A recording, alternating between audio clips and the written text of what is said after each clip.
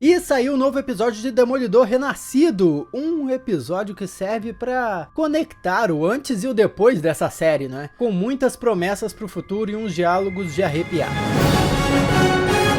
Olá, como vai? Tudo bem? Eu sou Miguel Loquia e o título do quarto episódio de Demolidor, Sic Semper Sistema, significa então sempre o sistema, porque o episódio inteiro foi sobre como o sistema quebra esses personagens aos poucos e não adianta, sua natureza os obriga a tentar viver fora dele. Impressionante como tudo que nós falamos sobre o Matt também serve para o Rei do Crime aqui. Muita gente vai assistir isso e vai pensar, nossa, foram 4 episódios para o Demolidor voltar a ser o Demolidor e para o Rei do Crime voltar a ser o Rei do Crime. Embora isso seja verdade, os dois personagens agora estão numa situação em que eles podem se tornar versões ainda mais sombrias de si mesmo. O episódio já começa com os itens do Hector Ayala, o Tigre Branco, incluindo o amuleto sendo colocado em um saquinho de evidências para ser devolvido à família. Eu até pensei, não é estranho que tenham abandonado o amuleto do Tigre Branco, que dá superpoderes, é basicamente um atalho para se tornar um super soldado, mas ninguém pegou. A justificativa para isso pode ser bem simples, né? O amuleto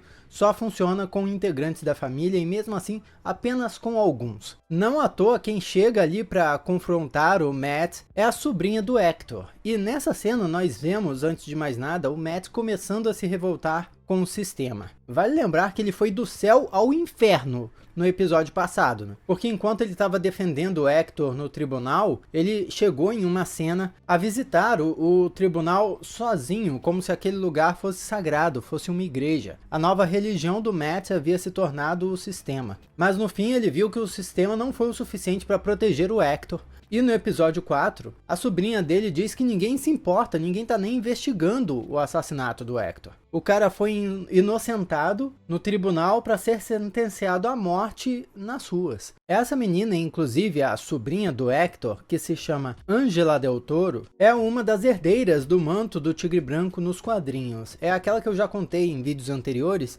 que é a primeira a herdar o amuleto do Hector e começa como uma vigilante, mas depois vai tomando um caminho mais sombrio. Mostrar a personagem aqui já é um indício para mim que ela vai ter uma maior participação em episódios futuros, provavelmente até se tornando de fato a nova Tigre Branco. E cá entre nós, essa história do tio ser morto deixando uma lição para trás lembra muito Peter Parker e é muito história de origem de super-herói. Eu não esperava que ela fosse tão jovem nessa série, né? Parece mesmo que a Marvel tá investindo na equipe adolescente, né? Nos Jovens Vingadores. Vamos ver. Logo a gente tem um vislumbre do Muse, ou Muse, como é que ficou em português? Mas eu preciso dar um recado muito importante. Estamos nas últimas unidades da versão de luxo, capa dura de Super Saga. Eu já comentei que esse aqui é o queridinho dos fãs e para quem não sabe, essa aqui é uma saga com vários super-heróis, com suas histórias contadas através de décadas, envelhecendo, deixando um legado. Se você curte super-heróis, essa é a obra para você. Vai em supersaga.com.br para garantir o seu, fazer parte da história quase impossível que foi produzir isso aqui. Essa aqui é a versão brochura e a versão capa dura logo tá esgotada, então corre. supersaga.com.br. O Muse não foi tão relevante para a história da série ainda, né? Mas nós vemos pinturas dele através de toda Nova York, tá? Aqui é a pintura do Wilson Fisk.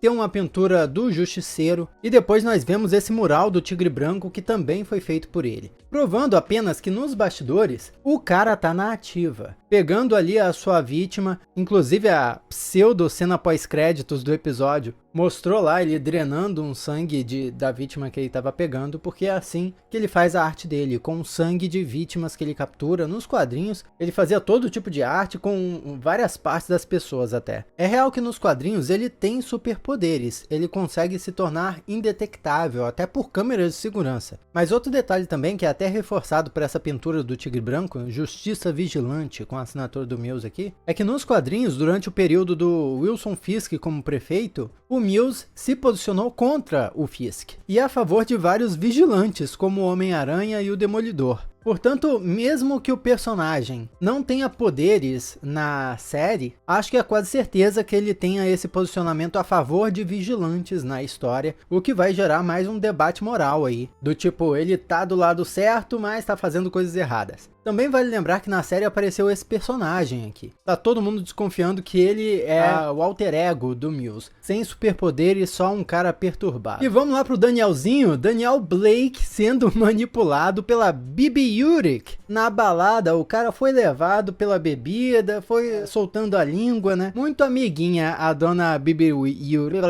até embolei a língua. Ele deixa vazar sobre o projeto do Fisk com reciclagem no porto, sem levar muito em conta a questão dos sindicatos, e é óbvio que a Bibi vaza isso depois, mas muito legal que chamam o Daniel aqui por essa atitude de reciclagem de Capitão Planeta. Tá aí uma referência que eu não esperava ver numa série da Marvel, né? Foi um desenho animado dos anos 90 que eu adorava e acompanhava 9 pessoas com anéis mágicos, e os poderes desses anéis mágicos unidos formam o Capitão Planeta. Todo o lance do Capitão Planeta é que ele era ambientalista, né? Proteger a Terra e tudo mais, tanto que os poderes vinham de Gaia, que é a Mãe Terra. Alguns episódios de Capitão Planeta ficaram muito presos em mim até hoje. Tipo um episódio em que eles são abduzidos por uma alienígena para uma nave lá onde eles visitam um zoológico de seres extintos do universo. Mas depois descobrem que eles, como humanos, também era para ficar lá no zoológico, porque a humanidade estava em extinção por causa do risco ambiental. Daí foi muito legal essa reviravolta, eles pedem para voltar para a Terra, para proteger a Terra, para a humanidade não entrar em extinção. E é sempre esse tipo de mensagem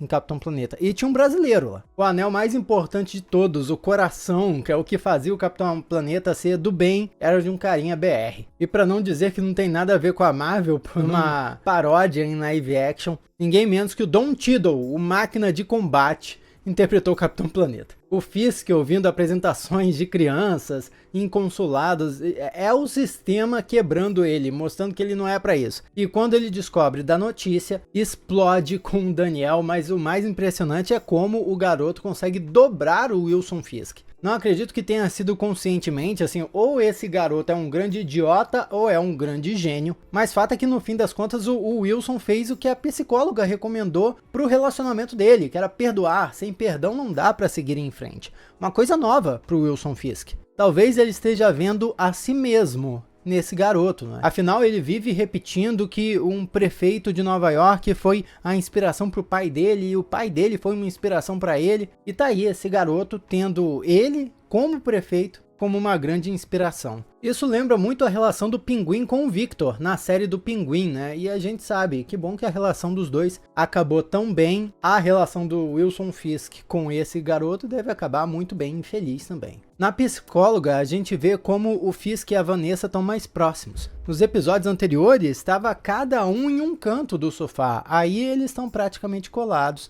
mas principalmente porque a Vanessa chegou mais perto, já sendo uma pista de que ela é que toma a iniciativa na relação. Mas também uma outra coisa. Você vai se inscrever aqui no canal rapidão, né? Deixa o like também para dar uma força, adoraria ter a sua companhia aqui nos próximos vídeos e beijo lá. Ela também parece ultra tranquila com tudo que tá rolando. Ela diz que o Fisk nunca a machucaria e até dá a impressão de que desconfia do que aconteceu com o Adam, que estava tendo caso com ela, e até gosta disso. Gosta de ver o Fisk como um gangster de volta. Imagina o quanto eles vão manipular e usar essa psicóloga quando começarem a se aproveitar do fato que ela, Heather, tem um caso com o Matt Murdock. Porque pode apostar, o Wilson e a Vanessa sabem da relação dos dois e também sabem que o Matt é o Demolidor. No jantar, inclusive, é a mesma coisa. Eles estão bem próximos na mesa, bem diferente do episódio anterior, onde estavam completamente afastados e jantavam cada um em um extremo. Quanto mais próximo o Fisk chega dela, mais próximo ele está da sua antiga vida de crime. Então, de certa forma, essa aproximação também é uma metáfora para o Wilson voltando para o seu antigo status quo. Voltando para o Matt Murdock, um pequeno crime acontece e ele fica tendo grande dificuldade com esse pequeno e casual cliente. O cara desrespeita o Matt, fica todo o tempo fazendo pouco dele e ainda deixa evidente a hipocrisia do sistema. Ser preso por um pequeno delito desses coloca um cara em situações precárias em situações mais precárias ainda, passando por mais dificuldade, o que incentiva ele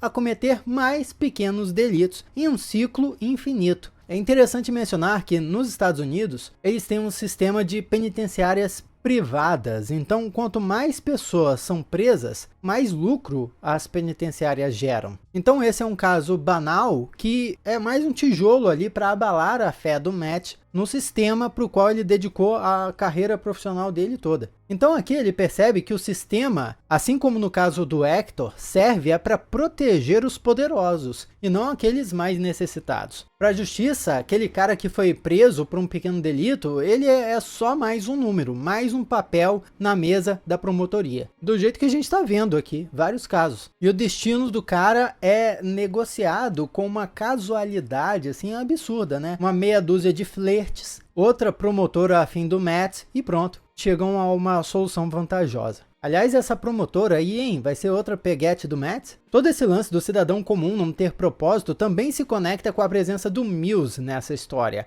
Afinal, na arte dele, ele está usando as pessoas e transformando elas em arte para dar um sentido à vida delas. Pelo menos essa era a filosofia do personagem nos quadrinhos. Também me pergunto se isso significa que nós vamos ter casos em todo o episódio. Lembrando que nos trailers, o pai da Kamala Khan, a Miss Marvel, vai aparecer nessa série e vai ser representado pelo Matt. Mas eu dei muita risada quando o cara, quando foi encurralado, pô, filmaram você na loja. Ele mandou uma, não poderia ser um Skrull? Caracas, então todo aquele caos que rolou na série Invasão Secreta, que terminou ainda com Skrulls espalhados aí, depois deles terem se infiltrado nos mais altos escalões do governo, quer dizer que isso é oficial, é cânone. Porque só eu, na minha cabeça, que estou tentando apagar a invasão secreta. O policial corrupto não foi quem matou Hector Ayala. E não foi o justiceiro também. Será que o rei do crime já está usando o símbolo do justiceiro para exercer as suas vontades nos bastidores? Vazaram algumas imagens das gravações da temporada 2 que dão a resposta para isso, mas não vou mencionar aqui. O chifrinho da máscara do Matt o persegue. É a vaga lembrança de ser um demolidor voltando sempre à mente dele. E no fim a gente sabe que essa tentação vence. Matt faz lá a sua investigação e encontra o cartucho vazio com a logo do Justiceiro. É curioso pensar que o Demolidor não deve saber ainda que existem policiais com a tatuagem do Justiceiro, já que ele não pode enxergar as tatuagens, né? Mas então como é que ele viu o símbolo ali no cartucho? Ele sentiu, né? Super tato. Se o Matt tivesse identificado o símbolo do Justiceiro nos policiais antes, ele já teria procurado o Frank Castle há muito tempo. E parece que ele não teve dificuldade nenhuma em achar o Frank, né? Desceu o elevador, andou por uns corredores, num pulo já estava lá, indicando que ele já sabia onde o Frank estava esse tempo todo. E não à toa, o Frank Castle, justiceiro, também já sabia que o Matt era o Demolidor aí. E nós não tivemos nenhuma evidência em temporadas anteriores da série da Netflix que o justiceiro descobriu que o Demolidor era o Matt Murdock. Houve um salto temporal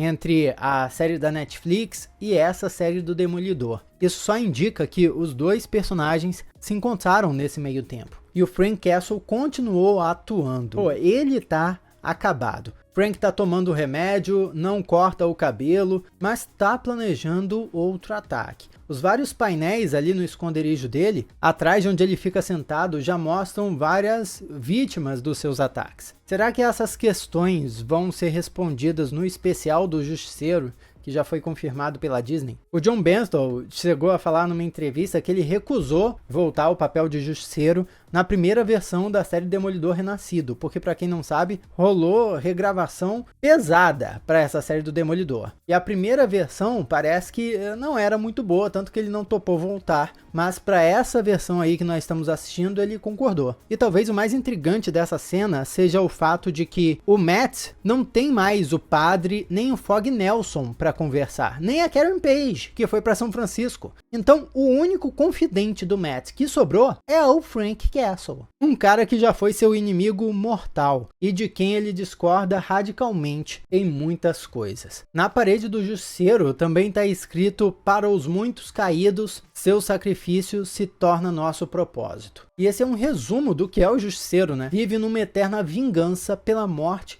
da sua família, mas também significa que aqueles que ele mata viram parte do propósito dele, que é de limpar a cidade, limpar o mundo das pessoas sujas. Mas a melhor coisa que o Frank faz é provocar o lado violento do Matt. Toda a frustração, toda a culpa que ele sente pelas falhas no sistema, por ter acreditado em um sistema falho, tudo isso é o tipo de coisa que ele colocava para fora sendo Demolidor, explodindo a violência dele. E o Frank, vivendo desse tipo de violência, talvez seja o único que soubesse do que o Matt realmente precisa. Precisa voltar a ser um vigilante. O final desse episódio é maravilhoso. Nós vemos o paralelo do Rei do Crime conversando com a Vanessa e o Matt conversando com a Heather. Matt até pergunta pra ela: você já se sentiu às vezes como se estivesse empurrando uma rocha pra cima de uma montanha? Ele tá fazendo referência aqui à história de Sísifo, o mito do cara que foi amaldiçoado a empurrar essa pedra pra cima da montanha, mas sempre que chegava lá no topo, quase virando a pedra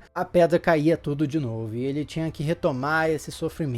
E para sempre assim. Quase chegava lá, mas aí retrocedia. E é como o Matt se sente em relação à justiça, em relação a ele tentar evitar o seu lado como vigilante. O Wilson desce para o seu esconderijo, enquanto o Matt sobe para o seu. Esse é um excelente paralelo com o final do primeiro episódio, onde nós vemos o Matt lá embaixo e o Fisk lá em cima. Mas agora eles inverteram. Eles tiveram que abandonar as posições forçadas que decidiram adotar, porque no fim das contas, o Matt é o Demolidor e ele vai lá e se depara com vários dos seus trajes, ou pelo menos suas máscaras, né? A amarela, a vermelha, a prateada. Tem o uniforme novo do Demolidor chegando. E o Wilson Fisk, primeiro que ele passa pela obra de arte que nas temporadas da Netflix ele comprou da Vanessa. E inclusive lembrava ele do próprio pai. Porque o pai ficava mandando ele olhar para a parede enquanto estava batendo na mãe dele. Essa obra de arte lembrava o Fisk desses momentos. E no finzinho da terceira temporada de Demolidor,